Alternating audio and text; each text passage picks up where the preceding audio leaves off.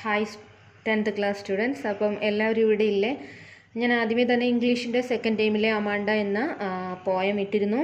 ഇത് രണ്ടാമത്തെ ചാപ്റ്ററാണ് തുടങ്ങുന്നത്. നിങ്ങളുടെ ഫസ്റ്റ് ഫ്ലൈറ്റ് അല്ല ഇത്. ഫുട് പ്രിൻറ്റ് വിത്തൗട്ട് ഫീറ്റിലെ നമുക്ക് the making of a scientist second ടൈമിൽ നിങ്ങൾക്കുള്ള ചാപ്റ്ററാണ്.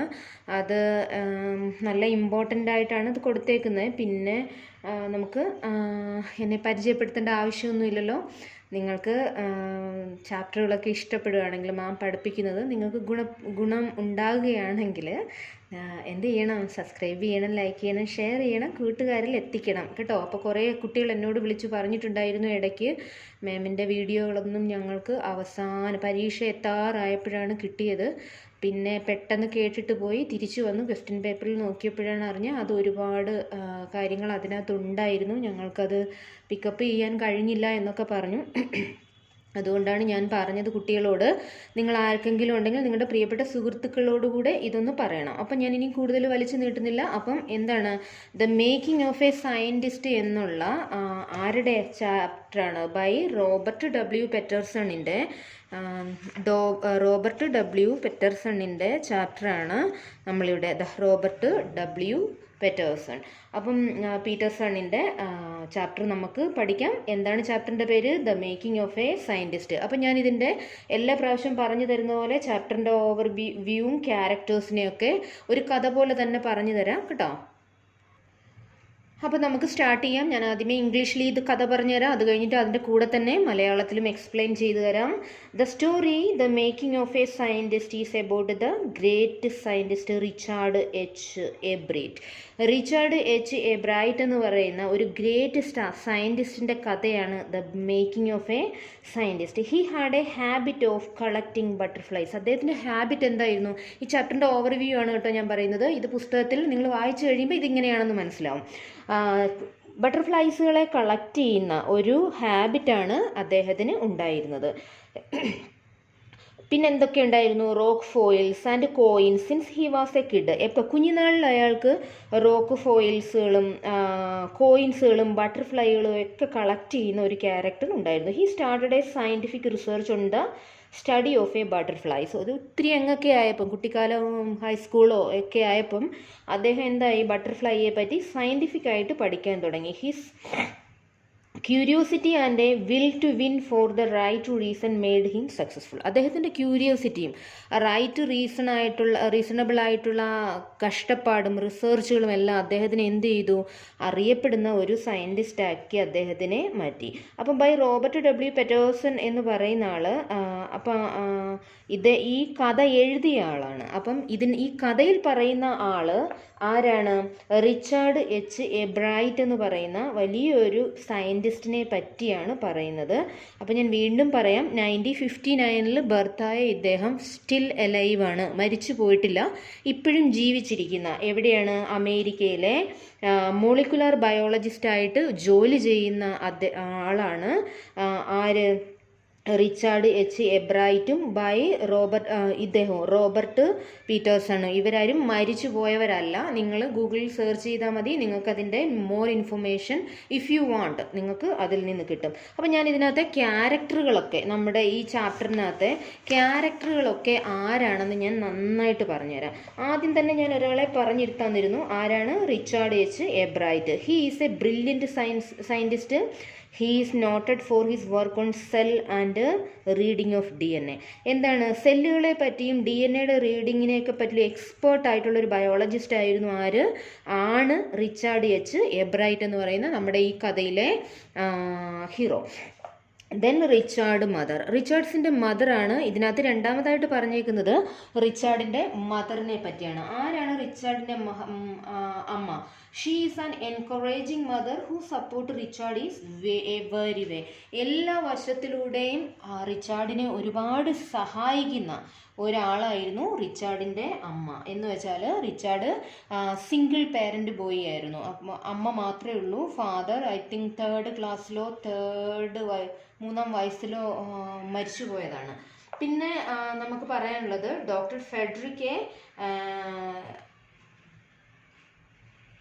ഫെഡറിക്കിനെ പറ്റിയാണ്. ഹീസ് എ പ്രോമിനന്റ് സയന്റിസ്റ്റ് ആണ്. ഇതിനകത്ത് പറയുന്ന ഫെഡറിക് എന്ന് പറയുന്ന ആള് ഒരു സയന്റിസ്റ്റ് ആണ്. അദ്ദേഹം എന്താണ് ചെയ്യുന്നത്? He did his research on monarch butterfly. അപ്പം മൊണാർക്ക് ബട്ടർഫ്ലൈയെ പറ്റി പഠിക്കുന്ന ഒരു സയന്റിസ്റ്റ് ആയിരുന്നു ഫെഡറിക്, ഡോക്ടർ ഫെഡറിക് എന്ന് പറയുന്ന അദ്ദേഹം ഇതിനകത്തെ അടുത്ത കഥാപാത്രം. അപ്പം മൊണാർക്ക് ബട്ടർഫ്ലൈ എന്താണെന്ന് നിങ്ങൾ ഗൂഗിളിൽ സെർച്ച് ചെയ്താൽ മതി. He proved valuable guidance to Richard for his project. അപ്പം സയൻറ്റിഫിക് തിയറിയിൽ പ്രോജക്റ്റുകൾ സബ്മിറ്റ് ചെയ്യാൻ വേണ്ടി ആ ഒരു സ്റ്റഡിയുടെ വഴിയിൽ അദ്ദേഹത്തിനെ റിച്ചാർഡിനെ ഏറ്റവും കൂടുതൽ സഹായിച്ച ആളാണ് ഡോക്ടർ ഫെഡറിക്. ഇനി അടുത്തത് പറയുന്നത് റിച്ചാർഡ് വേററിനെ പറ്റിയാണ്. അതും ഒരു റിച്ചാർഡാണ്, Weaver. He's a Richard school social studies teacher. സ്കൂളിലേക്ക് സോഷ്യൽ സ്റ്റഡി ടീച്ചറായിരുന്നു വേറർ. റിച്ചാർഡ് എ വേറർ എന്നാണ് അദ്ദേഹത്തിൻ്റെ പേര് ഇതിനകത്ത് പറഞ്ഞേക്കുന്നത്. He helped Richard to become a good debater and a public speaker. അദ്ദേഹത്തിൻ്റെ സോഷ്യൽ സ്റ്റഡീസ് ടീച്ചറായ വീവറാണ് അദ്ദേഹത്തിന് എന്താണ് ഒരു ഗുഡ് സ്പീക്കറും ഡിബേറ്ററും ആയിട്ട് വളർത്തിയെടുത്തത്. പിന്നെ അടുത്തത് ജെയിംസ് ആർ വോങ് എന്ന് പറയുന്ന അദ്ദേഹത്തിൻ്റെ ഫ്രണ്ടാണ്. He's A fellow scholar who worked with Richard on A project. അദ്ദേഹത്തിൻ്റെ കൊളീഗ്സ് ആണ് അദ്ദേഹം. എന്താണ് പേര്? ജെയിംസ് ആർ വോങ് എന്ന് പറയും. അപ്പം നമുക്ക് ഇത്രയും പറഞ്ഞപ്പം ചാപ്റ്ററിൻ്റെ ഓവർവ്യൂവും നിങ്ങൾക്ക് പിന്നെ എന്ത് മനസ്സിലായി? ഇതിനകത്തെ ക്യാരക്ടറുകളും മനസ്സിലായി. ആരൊക്കെയാണ്? ഇത് എഴുതിയത് റോബർട്ട് ഡബ്ല്യു പീറ്റർസൺ ആണ്. ഇതിനകത്തെ ക്യാരക്ടറുകൾ നമ്മുടെ മെയിൻ കഥാപാത്രമായ റിച്ചാർഡ് എച്ച് എബ്രൈറ്റും റിച്ചാർഡിൻ്റെ മദറും ഡോക്ടർ ഫെഡറിക്കും റിച്ചാർഡ് വീവറും പിന്നെ ജെയിംസ് ആർ വോങ്ങുമാണ്. ഇത്രയും പേരാണ് ഇതിനകത്തെ മെയിൻ കഥാപാത്രങ്ങൾ. അപ്പം നമുക്കിതിനകത്തെ ടോട്ടൽ സമ്മറി ഒരു ലൈൻ പോലും വിടാതെ ഞാൻ കറക്റ്റായിട്ട് ഇതിനകത്തെ ഞാൻ ഇതിങ്ങനെ വായിക്കുമല്ല, നിങ്ങൾക്കിത് വായിക്കുമ്പോൾ മനസ്സിലാവും ഈ മാം ഇതിനകത്ത് ഒരൊറ്റ ലൈൻ പോലും വിടാതെ ഒരു കറക്റ്റ് ഓർഡറിലുള്ളൊരു കഥ ഞാൻ ഇതിനകത്ത് നിന്ന് ഉണ്ടാക്കി നിങ്ങൾക്ക് പറഞ്ഞു തരാം. അപ്പോൾ ആദ്യം പറയാൻ പോകുന്നത്, ആദ്യത്തെ ഈ പേജിലൊക്കെ നമുക്ക് പറയുന്നത് റിച്ചാർഡ്സ് സക്സസ് അറ്റ് യങ് ഏജാണ്. യങ് ഏജിൽ റിച്ചാർഡിനുണ്ടായ ആ വലിയ സക്സസിനെ പറ്റിയാണ് നമുക്ക് ആദ്യമേ ഈ ലൈനിൽ പറയാൻ പോകുന്നത്. എന്താണ്? The article of a Richard H Ebright and his friend was published in a scientific journal proceeding of a National Academy of Science. He was only 22 years old at that time. It was the first time that the research work of college students was published. It was a rare honor of a Richard. അപ്പം age 22-ൽ റിച്ചാർഡിന് എന്ത് കിട്ടി? Rare scholar കിട്ടി, honouring കിട്ടി. എന്തിനായിരുന്നു? Proceeding of the national academy of science എന്ന് പറയുന്ന പബ്ലിഷിനകത്ത് ആ ജേർണലിനകത്ത് article വന്നു. ആരുടെ? റിച്ചാർഡ് എച്ച് എബ്രൈറ്റിൻ്റെയും അദ്ദേഹത്തിൻ്റെ ഫ്രണ്ടായ വോങ്ങിൻ്റെയും കൂടെ ആർട്ടിക്കിൾ അന്ന് ആദ്യമായിട്ടാണ് സയൻറ്റിഫിക് സ്റ്റുഡൻറ്റിൻ്റെ ഒരു ജേർണൽ അത്രയും വലിയൊരു പേപ്പറിൽ ആർട്ടിക്കിൾ പബ്ലിഷ് ചെയ്ത് വരുന്നതെന്നാണ് പറഞ്ഞിരിക്കുന്നത്. ഇനി നമുക്ക് അതാണ് ആദ്യമേ ഇത് പറഞ്ഞിരിക്കുന്നത്. പിന്നെ അദ്ദേഹത്തിൻ്റെ ചൈൽഡ്ഹുഡ് കാലത്തേക്ക് നമുക്ക് പോകാം. അദ്ദേഹത്തിൻ്റെ ചൈൽഡ്ഹുഡ് കാലം എന്ന് വെച്ചാൽ Richard was only child of his parents. Richard എന്ന് പറയുന്നത് അദ്ദേഹത്തിൻ്റെ അമ്മയ്ക്കും അച്ഛൻ്റെ ഒറ്റ കുട്ടിയാണ്. They lived in a Pennsylvania യുഎസ്എയിലെ പെനിസിൽവാനിയയിലാണ് അവർ ജീവിച്ചിരുന്നത്. There was no scope for playing football or basketball. So he developed the habit of collecting things such as rocks, foils and coin. അപ്പോൾ എന്തൊക്കെയാണ്? ഇദ്ദേഹത്തിന് സിംഗിൾ പേരൻ്റ് ആണ്. അപ്പം USA പെൻസിൽവാനിയയിൽ ജീവിച്ചിരുന്നപ്പോൾ തന്നെ അവർക്ക് എന്തായിരുന്നു? ഫുട്ബോൾ പ്ലേ ചെയ്യാനോ ബാസ്കറ്റ് ബോൾ പ്ലേ ചെയ്യാനോ ഒരു ഹാബിറ്റ് അവൻ ഡെവലപ്പ് ചെയ്ത് എടുത്തിട്ടില്ലായിരുന്നു. അപ്പോൾ അതിനുള്ള അറിയില്ല അവരുടെ ജീവിത സാഹചര്യം എങ്ങനെയായിരുന്നു. സംടൈംസ് അതിനുള്ള അവസരം ഉണ്ടായി കാണത്തില്ല. പകരം അവൻ എന്താണ് ചെയ്തത്? Collecting things such as rocks, foils and coin. ഇതൊക്കെ കളക്ട് ചെയ്യാൻ തുടങ്ങി. He also took interest in the science of astronomy, as loved to gaze at the stars at night. പിന്നെന്താണ് അവൻ്റെ ഏറ്റവും വലിയ ഇൻട്രസ്റ്റിങ്? ഞാൻ ഇതൊരു ക്വസ്റ്റ്യൻ ആൻസറാണ് പറയുന്നത്. അദ്ദേഹത്തിൻ്റെ ഏറ്റവും വലിയ ഇൻട്രസ്റ്റിങ് എന്തായിരുന്നു ചൈൽഡ്ഹുഡിൽ? Loved to gaze at the star all night. Gaze എന്ന് വെച്ചാൽ എന്താ? GAZE. ലുക്ക് സ്റ്റഡിലി, നോക്കി നിൽക്കുന്ന സ്വഭാവം. സ്റ്റാറുകളെ രാത്രി സമയങ്ങളിൽ നോക്കി നിൽക്കുന്ന സ്വഭാവത്തിനെയാണ് ഗെയ്സ് എന്ന് പറയുന്നത് കേട്ടോ. അപ്പം ഇനിയിപ്പോൾ നമുക്ക് റിച്ചാർഡ്സ് മദർ അല്ലെങ്കിൽ ഹിസ് ട്രൂ കമ്പാനിയൻ എന്നുള്ള ആ ഒരു ടോപ്പിക്കിലേക്ക് നമുക്ക് വരാം. റിച്ചാർഡ് ഇവിടെ അദ്ദേഹത്തിൻ്റെ ട്രൂ കമ്പാനിയനായിട്ട് പറയുന്നത് അദ്ദേഹത്തിൻ്റെ അമ്മയാണ്. എന്തുകൊണ്ടാണ് അങ്ങനെ പറയുന്നത്? Richard lost his father when he was in 3rd grade, so his mother was his only companion. അച്ഛൻ 3ാമത്തെ ക്ലാസ് പഠിക്കുന്ന സമയത്ത് മരിച്ചുപോയി. അതുകൊണ്ട് അമ്മ മാത്രമായിരുന്നു അവൻ്റെ ഏക friend, companion. His mother encouraged his interest in learning. അദ്ദേഹത്തിൻ്റെ അമ്മ എന്താണ് ചെയ്തത്? അച്ഛൻ മരിച്ചു പോയതുകൊണ്ട് ഒരുപാട് ലാളിച്ച് എന്ത് ചെയ്തു? എല്ലാ കാര്യങ്ങൾക്കും അവന് സപ്പോർട്ടായിരുന്നു. He took him in a trip and bought him a telescope, microscope, camera, mounting material and many other equipments ഒക്കെ. എന്താണ്, ഞാൻ ഇങ്ങനെ കഥ പോലെ പറയുക കേട്ടോ, ഇവിടെ ഉണ്ടതെല്ലാം. അപ്പോൾ എന്താണ്, അമ്മ അവന് എന്തെല്ലാം മേടിച്ചു കൊടുക്കും? Telescope, microscope, camera, mounting materials, അങ്ങനെ കളിപ്പാട്ടങ്ങൾ എല്ലാം മേടിച്ചു കൊടുക്കുമായിരുന്നു. She also supported him in his hobbies. ഹോബികളെ എല്ലാം സപ്പോർട്ട് ചെയ്യുമായിരുന്നു. She also invited his friends to play with him. പിന്നെ അവൻ്റെ കൂടെ കളിക്കാൻ അവൻ്റെ ഫ്രണ്ട്സുകളെ വീട്ടിലേക്ക് ഇൻവൈറ്റ് ചെയ്യുമായിരുന്നു. She helped him in learning at young age and he earned top grade in his school. അപ്പം നന്നായിട്ട് അവനെ വീട്ടിലിരുത്തി അവൻ്റെ അമ്മ പഠിപ്പിക്കുമായിരുന്നു. അതുകൊണ്ട് എന്താണ് അവന് പറ്റിയത്? അവൻ്റെ സ്കൂളിലെ ടോപ്പറായിരുന്നു ആര്? Richard H Ebright. ഇനി നമുക്ക് Richard's reads the travel of monarch X books എന്ന് പറഞ്ഞിരുന്ന അതിൻ്റെ ആ ഒരു ജേർണിയിലേക്ക് നമുക്ക് പോകാം. ഇനി നമുക്ക് അവൻ്റെ സയൻറ്റിഫിക് പാറ്റേണിലേക്ക്, എന്താണ് അവൻ്റെ സയൻറ്റിഫിക് വേ എന്ന് നമുക്ക് നോക്കാം. Richard was a deeply interested in butterflies in his early childhood. കുഞ്ഞുനാൾ മുതലേ നമ്മൾ ആദ്യമേ പറഞ്ഞു റിച്ചാർഡ് ബട്ടർഫ്ലൈയിൽ ഭയങ്കര ഇൻട്രസ്റ്റഡ് ആയിരുന്നു. When he was 2nd grade he called 25 species of butterfly found around his home town. 25 സ്പീഷീസിലുള്ള ബട്ടർഫ്ലൈകളെ ഹോം ടൗണിൽ നിന്ന് തന്നെ അവൻ എന്ത് ചെയ്യുമായിരുന്നു? പിടിച്ച് വളർത്തുകയും പഠിപ്പിക്കുകയൊക്കെ, അതിനെപ്പറ്റി പഠിക്കുകയൊക്കെ ചെയ്യുമായിരുന്നു. Okay. His interest would have ended but his mother gift him the book the travel of monarch X, അല്ലെങ്കിൽ ട്രാവൽ ഓഫ് മൊണാർക്ക് എക്സ് എന്ന് പറയുന്ന ബുക്ക് അവൻ്റെ അമ്മ അവന് കൊടുത്തു. ആ ഒരു കാര്യം കൊണ്ടാണ് എന്ത് നഷ്ടപ്പെട്ടു പോയേക്കാവുന്ന അവൻ്റെ ഏറ്റവും വലിയ കഴിവിനെ ഒരിക്കലും നഷ്ടപ്പെടാതെ സഹായിച്ചത് അവൻ്റെ അമ്മ തന്നെയാണ്. എങ്ങനെ? The travel of monarch X എന്ന് പറയുന്ന, അല്ലെങ്കിൽ മൊണാർക്ക് 10 എന്ന് പറയുന്ന ആ വലിയ ബുക്ക് അവന് കൊടുത്തുകൊണ്ട് അവൻ്റെ അമ്മ അവൻ്റെ ഹാബിറ്റിനെ വളർത്തുകയാണ് ചെയ്തത്. This book described about the migration pattern of monarch butterflies to central America. Central അമേരിക്കയിലുള്ള മൊണാർക്ക് ബട്ടർഫ്ലൈയുടെ മൈഗ്രേഷനുകളെ പറ്റിയാണ് ആ ബുക്കിൽ കൂടുതൽ പറഞ്ഞിരുന്നത്. It opened up a new world of science for Richard.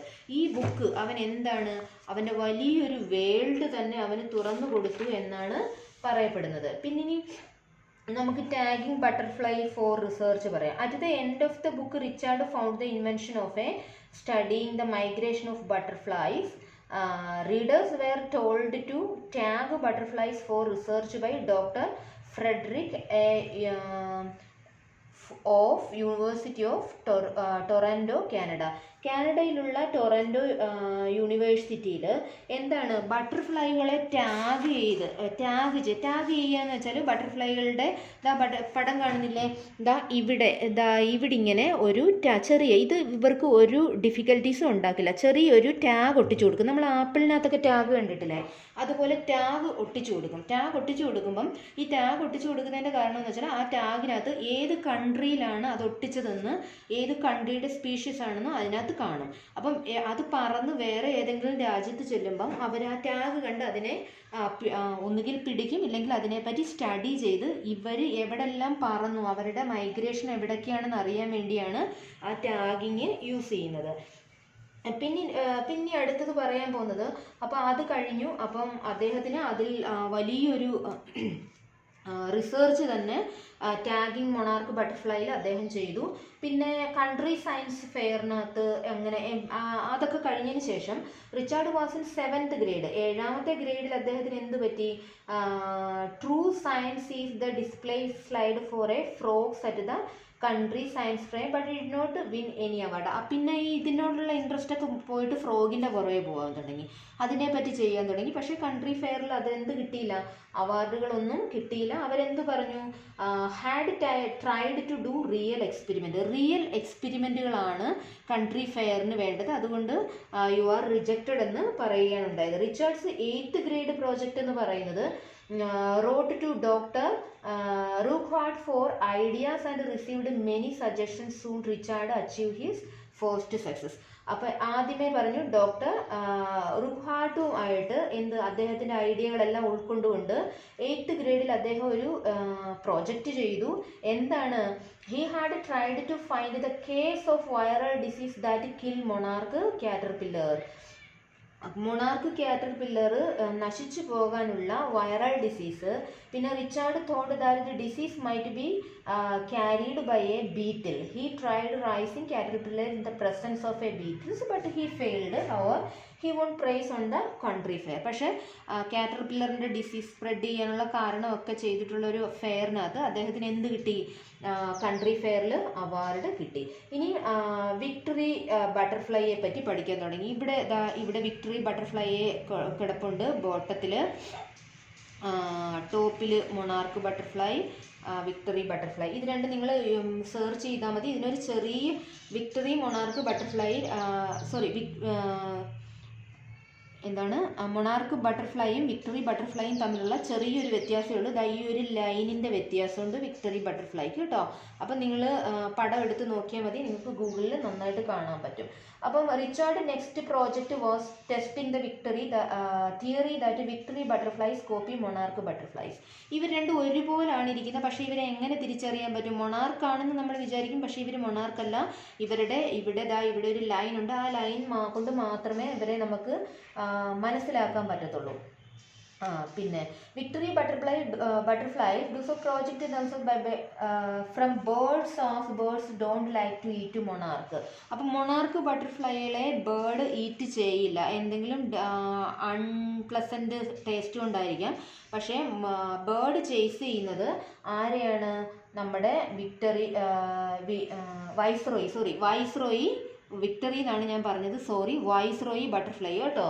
Viceroy ബട്ടർഫ്ലൈകളെയാണ് ആര് ചേസ് ചെയ്യുന്നത്? നമ്മുടെ ബേർഡ്സുകൾ ചേസ് ചെയ്ത് തിന്നുന്നത് വൈസ്രോയി ബട്ടർഫ്ലൈകളെയാണ്. പക്ഷേ he also found that bird starling would only eat monarch butterfly and starling bird ഗൂഗിളിൽ നോക്കിയാൽ മതി, സ്റ്റാർലിംഗ് ബേർഡിൻ്റെ പടം കാണും. സ്റ്റാർലിംഗ് ബേർഡുകൾ മാത്രമാണ് മൊണാർക്ക് ബട്ടർഫ്ലൈ കഴിക്കുന്നത്. ബാക്കി എല്ലാ ബേർഡ്സുകളും ആരുടെയാണ്? വൈസ്രോയി ബട്ടർഫ്ലൈയാണ് ടാർഗറ്റ് ചെയ്ത് കഴിക്കുന്നത് കേട്ടോ. പിന്നെ ഇനി അടുത്തത് പറയുന്നത് റിച്ചാർഡ് ഡിസ്കവറി ഓഫ് എ ഹോർമോണാണ്, ഹോർമോണിൻ്റെ discovery. He is second year high school. Richard discovered an unknown hormone which also led to his new theory on the life of a cell. സെല്ലിൻ്റെ ലൈഫിനെ പറ്റിയുള്ള പുതിയൊരു തിയറി അദ്ദേഹം കണ്ടുപിടിക്കാൻ ശ്രമിച്ചു. By this project, this purpose was to know the reason behind the 12 teeny gold spot of the monarch pupa. Monarch പ്യൂപ്പയിലുള്ള 12 teeny സ്പോട്ടിൻ്റെ golden സ്പോട്ടാണ് അതിലേക്ക് അദ്ദേഹത്തെ നയിച്ചത്. Richard along with another science students built a device which showed that the spots were producing a hormone. ഈ monarch ബട്ടർഫ്ലൈയിലുള്ള ഈ golden സ്പോട്ടുകൾ hormone produce ചെയ്യുന്നു എന്ന് സ്റ്റേറ്റ് ചെയ്യാൻ വേണ്ടി അദ്ദേഹം എന്ത് ചെയ്തു? Necessary for the butterfly full development, തുടക്കം മുതൽ വളർച്ചയുടെ എല്ലാ അവസാനം വരെ അദ്ദേഹം ബട്ടർഫ്ലൈകളെ പഠിച്ചുകൊണ്ടേയിരിക്കുന്നു. This project won Richard first place in country science fair.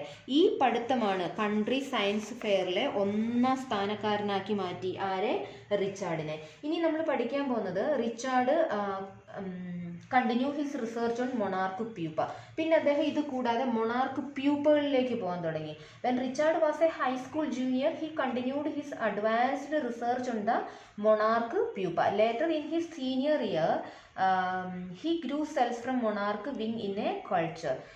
എന്ത് ചെയ്തു? കൾച്ചറിൽ നിന്ന്, മൊണാർക്കിൻ്റെ വിങ്സിൽ നിന്ന് കൾച്ചർ ഉണ്ട്, അങ്ങനെയുള്ള കുറേ എക്സ്പെരിമെൻറ്റുകൾ അദ്ദേഹം ചെയ്തും സക്സസ് ആവാൻ തുടങ്ങി. He showed that the cell would develop in to normal butterfly wings scales. Normal butterfly വിങ്സിൻ്റെ സ്കെയിലിൽ നിന്ന് അദ്ദേഹം എന്ത് ചെയ്തു? സെൽസിൽ നിന്ന് അങ്ങനെ ഉണ്ടാക്കാൻ തുടങ്ങി. Fed by the hormones produced by the gold spot. അപ്പം ആദ്യമേ ഞാൻ പറഞ്ഞു 12 ഗോൾഡ് സ്പോട്സുകളുടെ ഏതാ കാറ്റർപില്ലറിൻ്റെ അതിൽ നിന്ന് ഹോർമോണുകൾ ഡെവലപ്പ് ചെയ്യുന്നുണ്ടെന്നും അപ്പം അതിൽ നിന്ന് എന്ത് സ്കെയിൽസുകളും വിങ്സുകളും ഒക്കെ എങ്ങനെ ഡെവലപ്പ് ചെയ്യുന്നതെന്നുള്ള സ്റ്റഡിയും അദ്ദേഹം നടത്തി. പിന്നെ Richards study of cell and DNA, അദ്ദേഹത്തിൻ്റെ സെൽസിനെയും DNA പറ്റിയുള്ള പഠിത്തമാണ് അടുത്തത്. Richard joined Harvard university after summer in his junior years. He got an idea of the new theory about cell life while looking at the X-ray photos of a chemical structure of the hormone. He believed that his study could tell how the cell can read the blueprint of its DNA. അപ്പം ആദ്യമേ ഞാൻ പറഞ്ഞു അദ്ദേഹം എന്താണ് DNA റീഡറാണ്, സെല്ലിനെ പറ്റി പഠിക്കുന്ന ആരാണ്?